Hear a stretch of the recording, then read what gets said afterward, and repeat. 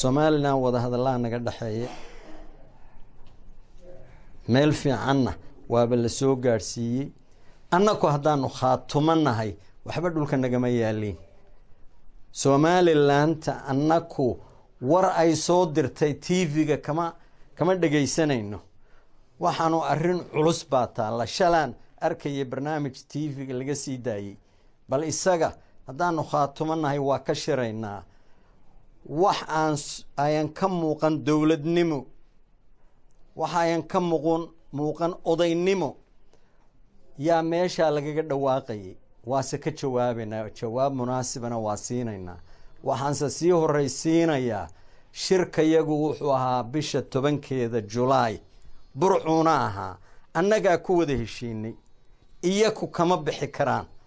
hadday ka baxaan wada hadaladii oo dhan bay ka baxeen dibna uma dhigi karaan shirku wuxuu noqon doonaa aanan ku heshiina ma noqonayo waxaan markaa oran lahaa warbal haddii kuwa meesha idin jooga oo le dhulkan aanu u dhalanay ay tahay in lagu maslaxo in lagu masaajeeyo war waa shaqaalihiina kuwaas war waa ka ku qariya guncad war faratoon waa ka xishoonay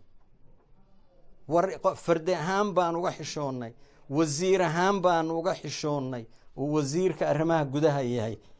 war isagu waxaanu marba la soo taagan yahay khaatuma ma jirto وعلى خليفة يا أفر ورئيسه يو هايستا إساق سيلان يا مقعابي